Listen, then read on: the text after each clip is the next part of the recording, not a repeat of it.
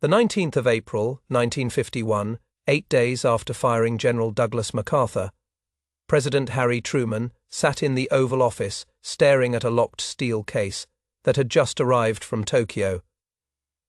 Inside were MacArthur's personal intelligence files, reports and assessments that MacArthur had kept separate from official military channels. The Joint Chiefs had recommended Truman review them before they were archived. Truman opened the case and started reading. 30 minutes later, his face had gone white. He picked up his phone and called Secretary of Defense George Marshall directly. "George, get over here now and bring someone from the CIA who knows how to destroy documents completely. I mean completely. No copies, no records, nothing." By midnight, every document in that case had been burned in the White House basement furnace. The ashes were pulverized and flushed down a drain. No inventory was made, no record of what those files contained was ever kept. And Truman never spoke publicly about what he'd read, but we know from fragments, from hints in private diaries, from whispered conversations that were later recounted, what was in those files. And we know why Truman was willing to destroy evidence, to break archival protocols, to ensure that what MacArthur had discovered would never become public. Because those files didn't just contain intelligence about Chinese and Soviet military capabilities. They contained proof that World War I-II had nearly started 3 times during the Korean War. Not because of battlefield decisions, but because of miscommunications, unauthorized actions, and commanders who came within minutes of launching attacks that would have triggered nuclear retaliation. And MacArthur had documented all of it. In his characteristic arrogance, he'd kept detailed records proving that he'd been right about everything, that the politicians in Washington were cowards, and that if he'd been allowed to fight without restrictions, he could have won total victory. But what MacArthur didn't realize was that his files also proved he'd been reckless, insubordinate, and had nearly caused a nuclear holocaust. Let's start with the first incident, because this is what made Truman's hands shake as he read. On the 8th of November 1950, weeks before the Chinese intervention that would devastate MacArthur's forces, MacArthur had ordered a reconnaissance mission that violated explicit presidential orders. Truman had forbidden any military action within 50 miles of the Chinese border. The policy was clear: America didn't want to provoke China into entering the war. MacArthur thought this was cowardice, so he sent B-29 bombers to photograph military installations inside China, not near the border. Inside China, 20 miles deep into Chinese territory, the mission was unauthorized. MacArthur didn't tell the Joint Chiefs, he didn't tell the State Department, he certainly didn't tell Truman, he just did it, and his intelligence files contained the complete mission reports, including aerial photographs of Chinese military bases that American bombers had no business photographing. But here is what made it catastrophic. Chinese air defense had detected the American bombers. Soviet-made MiG fighters had scrambled to intercept them. There had been a brief engagement. One American bomber was hit, but managed to limp back to base. One Chinese MiG was possibly shot down, though this was never confirmed. The incident could have triggered immediate Chinese intervention. It could have brought Soviet pilots into the fight. It could have escalated into full-scale war with China weeks earlier than it actually happened. And MacArthur had covered it up. His files showed he'd ordered the mission commander to report the flight as a navigational error, as accidentally straying across the border due to bad weather. The official military records said nothing about deliberate reconnaissance deep inside China, but MacArthur's personal files told the truth. He deliberately violated presidential orders because he wanted intelligence on Chinese capabilities, and he believed Truman's restrictions were foolish. When Truman read this, he realized that MacArthur had risked World War I-II to satisfy his own curiosity, then lied about it. But that wasn't the worst file. The second incident was even more terrifying. On the 6th of December 1950, after Chinese forces had entered Korea and were pushing American troops back, MacArthur had requested authorization to use tactical nuclear weapons against Chinese supply lines. Truman had refused. The official record shows MacArthur's request and Truman's denial, clear civilian control of military decisions. But MacArthur's files revealed something that wasn't in the official record. MacArthur hadn't accepted Truman's refusal. He'd ordered his Air Force commander, General George Stratemeyer, to develop detailed plans for nuclear strikes against Chinese targets. Not just supply lines, cities, military bases, transportation hubs inside China. Stratemeyer had obeyed MacArthur's files contained the complete attack plans, target lists, bomb yields, estimated casualties, flight paths, everything needed to execute a nuclear attack on China. The plans called for dropping atomic bombs on 6 Chinese cities, including Mukden and Shanghai. Projected deaths were in the millions. And here is what made Truman's blood run cold. MacArthur had pre-positioned nuclear weapons in Okinawa, ready for immediate use. He'd moved B-29 bombers capable of carrying atomic bombs to forward bases. He'd put everything in place to execute the attack without waiting for presidential authorization. MacArthur's files showed his thinking. He believed that once Chinese cities were burning, Truman would have no choice but to support the action. MacArthur would present Washington with a fait accompli, and political reality would force Truman to back him. It was the logic of a man who believed he was smarter than his commander-in-chief, who thought presidential authority was an obstacle rather than a constitutional requirement. The only reason MacArthur hadn't launched the attack was that General Stratemeyer had quietly told the Joint Chiefs what MacArthur was planning. The Joint Chiefs had immediately ordered all nuclear weapons removed from MacArthur's theatre of command. They'd done it secretly, without explaining why, simply reassigning the weapons to other locations. MacArthur's files showed he'd been furious. He'd written angry memos to the Joint Chiefs demanding the weapons be returned. He'd argued that nuclear weapons were just another tool, no different than conventional bombs, and that restricting them was giving China an unfair advantage. But the Joint Chiefs had held firm, no nuclear weapons under MacArthur's control. And MacArthur had documented his fury in his personal files, never realizing that these documents proved he'd been planning to start a nuclear war without presidential authorization. When Truman read this section of the files, he understood that firing MacArthur hadn't just been about insubordination, it had been about preventing nuclear holocaust. If MacArthur had retained control of atomic weapons even 1 week longer, he might have used them. And China had a mutual defense treaty with the Soviet Union. If America had nuked Chinese cities, Stalin would have been treaty bound to respond. The Soviet Union had tested its first atomic bomb in 1949. They had weapons, they had bombers, they could have hit American bases in Japan, in Okinawa, in the Philippines. World War I-II wouldn't have been a possibility, it would have been inevitable. But the third incident was what convinced Truman these files had to be destroyed. This one involved the Soviet Union directly. In late December 1950, Soviet pilots were flying combat missions over North Korea. This was supposed to be secret. The Soviets didn't want direct confrontation with America. They provided aircraft and pilots to China and North Korea. But Soviet involvement was deniable. Everyone pretended Soviet pilots weren't there. On the 28th of December, American F-86 fighters engaged enemy aircraft over North Korea. It was a standard dogfight. But one of the American pilots shot down a MiG and watched the pilot eject and parachute toward the ground. The American pilot, against regulations, flew low to identify the downed pilot. He could see the pilot clearly, and the pilot wasn't Chinese or Korean. He was white, almost certainly Russian. The American pilot reported this up the chain of command.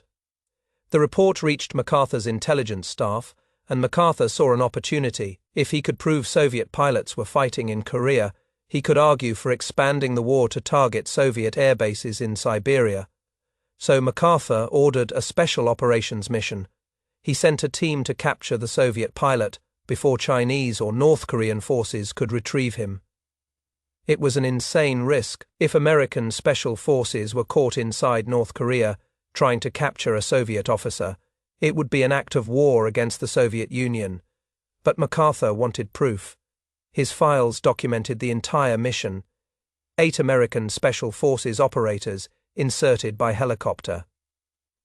They reached the Soviet pilot's position. The pilot was injured but alive. They grabbed him, killed 2 North Korean soldiers who tried to stop them, and extracted by helicopter with their prisoner. They brought the Soviet pilot to an American base in South Korea. MacArthur's intelligence officers interrogated him for 3 days. The pilot, a Soviet Air Force major, confirmed everything. Soviet pilots were flying combat missions in Korea under orders from Moscow. Stalin had sent entire fighter regiments. There were Soviet air bases in Manchuria supporting operations over North Korea. This was exactly what MacArthur wanted, proof that the Soviet Union was directly involved in the war. MacArthur drafted a report to send to Washington, arguing that Soviet involvement justified attacks on Soviet territory. But before he could send it, the Joint Chiefs found out about the prisoner. They were horrified. If the Soviets learned America had captured one of their pilots, Stalin might interpret it as an escalation. The Soviets might respond militarily. The fragile fiction that Soviet pilots weren't really fighting in Korea would collapse. So the Joint Chiefs ordered MacArthur to release the Soviet pilot immediately. MacArthur refused. He wanted to use the pilot as leverage. He wanted to expose Soviet involvement publicly. The standoff lasted 2 days. Finally, the Joint Chiefs went over MacArthur's head directly to Truman. Truman ordered MacArthur to release the Soviet pilot immediately, with a cover story that he'd been recovered by Chinese forces and returned through neutral intermediaries. MacArthur obeyed. Barely he released the pilot, but kept all the intelligence files documenting the capture and interrogation. And those files were now sitting in front of Truman. Reading them, Truman realized how close they'd come to war with the Soviet Union. If MacArthur had publicized the Soviet pilot's capture, Stalin would have faced pressure to respond. Soviet honor would have demanded retaliation. The Cold War could have turned hot, not because of policy decisions, but because of one general's reckless grandstanding. But there was more in the files that terrified Truman. MacArthur had kept detailed assessments of Soviet military capabilities in the Far East. He'd documented Soviet troop strengths, air bases, naval facilities, and he'd developed invasion plans. MacArthur had drawn up detailed operations for American forces to invade Soviet territory in Siberia. The plans called for amphibious landings, airborne assaults, and a rapid drive toward Soviet military installations. MacArthur's strategic vision was breathtaking in its ambition and terrifying in its recklessness. He wanted to use the Korean War as a springboard for destroying Soviet power in Asia. His files showed he believed America could win a war against the Soviet Union if it acted decisively. He thought Truman's caution was cowardice, that America was missing its chance to destroy communism while it was still weak. These weren't idle fantasies. MacArthur had ordered his staff to develop detailed operational plans. He'd conducted reconnaissance. He'd positioned forces for possible offensive operations. He'd done everything except actually invade, and the only reason he hadn't was that Truman had explicitly forbidden it. Reading these files, Truman understood that MacArthur had been planning World War I too, not as a worst-case contingency, as an opportunity. MacArthur genuinely believed America should fight China and the Soviet Union simultaneously, that nuclear weapons made victory achievable, and that Truman's refusal to escalate was betraying American interests. But the most damning documents were MacArthur's personal assessments of Truman. MacArthur had written memo after memo, never sent but kept in his files, describing Truman as weak, ignorant, and cowardly. He'd written that Truman didn't understand military strategy, didn't have the courage to make hard decisions, and was betraying America by refusing to fight total war against communism. MacArthur had documented his contempt for civilian control of the military. He'd written that presidents shouldn't make military decisions, that generals in the field understood strategy better than politicians in Washington, and that Truman's restrictions were causing unnecessary American deaths. These memos were basically a manifesto for military supremacy over civilian authority, and, if they became public, they would undermine the constitutional principle that generals serve the president. So Truman faced a decision. These files were evidence of MacArthur's insubordination. They proved Truman had been right to fire him. They showed MacArthur had been reckless, insubordinate, and dangerous. But they also showed how close America had come to World War I too. They documented near misses that the public knew nothing about. They revealed unauthorized missions, captured Soviet pilots, and nuclear attack plans developed without presidential knowledge. If these files were archived, someday they'd become public, historians would gain access, the story would come out, and Americans would learn that their country had nearly stumbled into nuclear war because of one general's ambition. Truman called in George Marshall and explained the situation. Marshall read through some of the files and his face went grey. As a military man himself, Marshall understood immediately how catastrophic these revelations would be. Marshall told Truman, "Mr. President, if these files become public, people will lose faith in civilian control of the military. They'll believe that generals can act independently, can develop attack plans without authorization, can risk nuclear war based on their own judgment. We can't let that happen." Truman agreed, but there was another consideration. If the files were archived and became public years later, they could still trigger a war. Imagine if in 1960 or 1970, historians revealed that America had captured and interrogated a Soviet pilot in 1950. The Soviets would be humiliated. They might feel compelled to respond even decades later, or imagine if China learned that MacArthur had developed detailed plans to nuke Chinese cities. That knowledge could poison American-Chinese relations for generations. These files weren't just historically sensitive, they were actively dangerous. As long as they existed, they posed a threat to peace. So Truman made his decision. The files would be destroyed completely. No archive, no record, nothing that could ever surface and cause a crisis. Marshall suggested keeping at least a summary, a confidential record of what the files contained for future presidents. Truman refused. He said, "If we keep anything, eventually it'll leak. These files have to disappear as if they never existed." They brought in a CIA officer who specialized in document destruction, not just burning, complete obliteration. The officer explained that simply burning documents could leave fragments, that determined investigators could sometimes reconstruct burned materials. Truman ordered maximum destruction. The documents were burned at high temperature until reduced to ash. The ashes were ground to powder. The powder was dissolved in acid. The liquid was flushed down multiple drains. Even the steel case the files had been stored in was destroyed. By dawn on the 20th of April, 1951, MacArthur's secret intelligence files no longer existed in any form. Truman ordered everyone involved to sign secrecy oaths. They were forbidden from ever discussing what the files contained. Marshall, the CIA officer, Truman's secretary, everyone who'd seen the documents was sworn to silence, and they kept that oath. For years, rumors circulated that MacArthur had kept secret files, that Truman had destroyed evidence, but no one knew what was in those files. Truman never explained his decision publicly. When reporters asked why MacArthur's personal files weren't being archived with other Korean War documents, Truman simply said they contained sensitive intelligence that couldn't be preserved for security reasons. It was technically true, but it wasn't the whole truth. The whole truth was that Truman had destroyed evidence because preserving it was too dangerous. The files proved that America had come within minutes of starting World War I/II multiple times.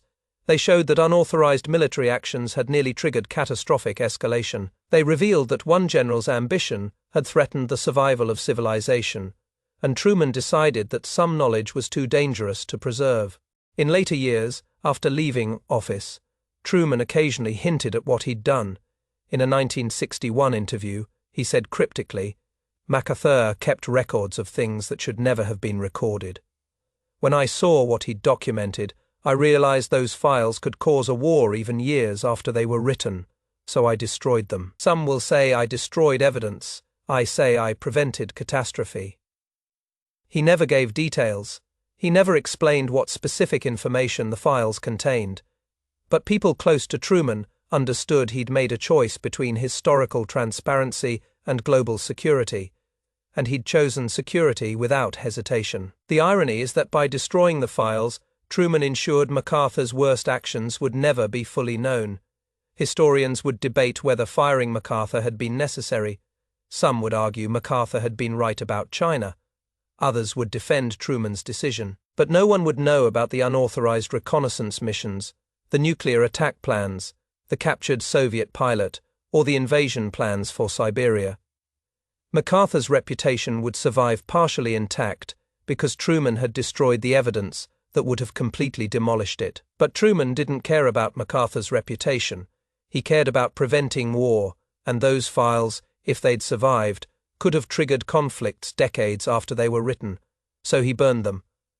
And with them, he burned the complete truth about how close America came to World War I too, because of one general's reckless ambition. Some secrets are too dangerous to keep, and some truths are too explosive to preserve. Truman understood that, and he did what he believed necessary to protect, not just America, but the entire world from the consequences of MacArthur's documented recklessness. The files are gone. The truth died with the men who read them. And we're left with fragments, hints, and the knowledge that sometime in April 1951, President Truman destroyed evidence because preserving it posed an unacceptable risk to global peace. That is presidential power at its most consequential. Not the power to make war, but the power to prevent it by ensuring some knowledge disappears forever.